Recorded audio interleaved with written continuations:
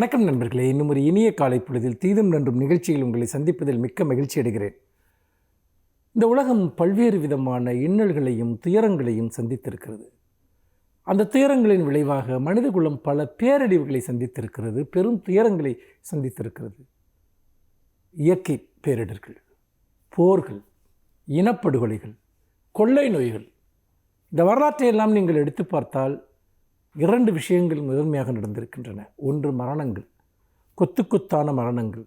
மிகப்பெரிய அளவிற்கு மனிதர்கள் மரணத்தை சந்தித்திருக்கிறார்கள். அதோடு மட்டுமல்லாமல் தங்களுடைய நிலங்களை இழந்திருக்கிறார்கள், வீடுகளை இழந்திருக்கிறார்கள், சொத்துக்களை இழந்திருக்கிறார்கள்.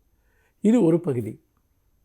அதற்கு நிகரான இன்னொரு துயரம் இருக்கிறது. அதுதான் மனிதர்கள் புலம்பெயர்ந்து செல்வது, இடம்பெயர்ந்து செல்வது, அகதிகளாக செல்வது. இன்றைக்கும் கூட உலகம் முழுக்க ஏதாவது ஒரு மண்ணிலிருந்து யாராவது ஒரு பகுதி மக்கள் தங்கள் நிலங்களை விட்டு வெளியேறி கொண்டேதான் இருக்கிறார்கள்.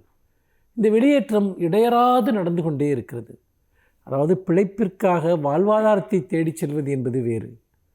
ஆனால் துரத்தப்படுகிற மக்கள், உயிர் வாழ்வதற்காக தப்பி ஓடுகிற மக்கள், அவர்கள் தங்கள் சொந்த மண்ணிலிருந்து தொடர்ந்து அவர்களுடைய வேர்களிலிருந்து பிடுங்கி எரியப்படுகிற மக்கள்.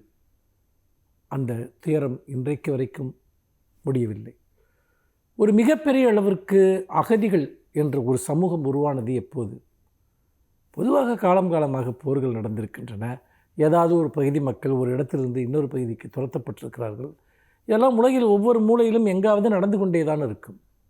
ஆனால் பெரிய அளவிற்கான ஒரு வெளியேற்றம், பெரிய அளவிற்கான ஒரு மக்கள் இடம்பெயர்ந்து செல்வது அல்லது ஏதிரிகளாக துரத்தப்படுவது, அது 1ஆம் உலகப்போர் மற்றும் 2ஆம் உலகப்போர் காலகட்டத்தில் நடந்தது. முக்கியமாக 2ஆம் உலகப்போரின் போது பெரிய அளவிற்கு மக்கள் அகதிகளாக இடம்பெயர்ந்தார்கள். அதுதான் ஒரு பெரிய ஒரு பேரழிவு. அதற்கு பிறகு தொடர்ந்து இனப்படுகொலைகள், மத வன்முறைகள், மொழி சார்ந்த வன்முறைகள், இப்படியான பல காரணங்களுக்காக தொடர்ந்து மக்கள் வெளியேறிக்கொண்டே தான் இருக்கிறார்கள். இன்றைக்கு உலகம் முழுக்க அகதிகள் பிரச்சனை என்பது ஒரு பிரம்மாண்டமான பிரச்சனையாக மாறி இருக்கிறது. சில நாடுகள் அகதிகளை அரவணைக்கின்றன. முக்கியமாக மேற்கு நாடுகள், கனடா போன்ற நாடுகள் அகதிகளுக்கு அரவணைப்பான ஒரு சூழலை உருவாக்கி தந்திருக்கின்றன. அங்கும் கூட அகதிகளை வெறுக்கக்கூடிய போக்கு பல ஐரோப்பிய அமெரிக்க நாடுகளில் இருக்கிறது. அந்த நாடுகள் சட்டங்களை எல்லாம் மிகவும் கடுமையாக்குகின்றன.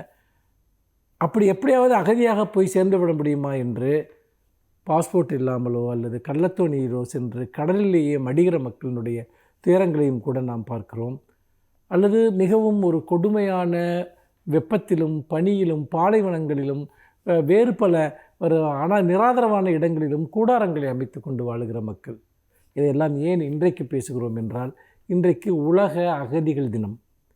அகதிகளினுடைய உரிமைகள், அகதிகளின் நாடுகள் பாதுகாக்க வேண்டிய ஒரு அவசியம். இதற்காக அகதிகளினுடைய பாதுகாப்பு தொடர்பான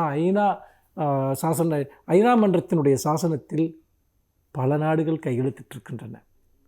அகதிகளை வரவேற்று அவர்களுக்கு வாழ்வாதாரத்தை அளிப்பது, அவர்களை பாதுகாப்பது என்று இப்படிப்பட்ட பல நாடுகள் இதை அங்கீகரித்திருக்கின்றன. சில நாடுகள் கடும் விதிமுறைகளோடு அகதிகளை அனுமதிக்கின்றன. சில நாடுகளில் மிக சொல்லனாத துயரத்தோடு அகதிகள் துயரப்படுகிறார்கள்.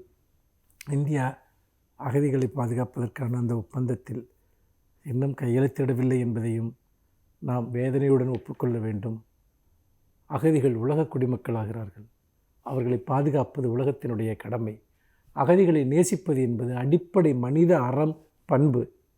அந்த மனித அடிப்படை அறத்தை, பண்பை, அதாவது நாம் இந்த உலகம் அனைவருக்கும் சொந்தமானது என்கிற அந்த ஒரு உணர்வோடு அகதிகளினுடைய துயரங்களை புரிந்து கொள்வதற்கும், அகதிகளே இல்லாத ஒரு உலகத்தை உருவாக்குவதற்கும், எல்லா இடமும் எல்லோருக்கும் சொந்தம் என்கிற நிலையை உருவாக்குவதற்கும் நாம் இந்த அகதிகள் தினத்தில், இந்த உலக ஏதிரிகள் தினத்தில் நாம் நெஞ்சில் நம்முடைய அன்பினுடைய ஒரு பெரும் நிழலை விரியச் செய்வோம்.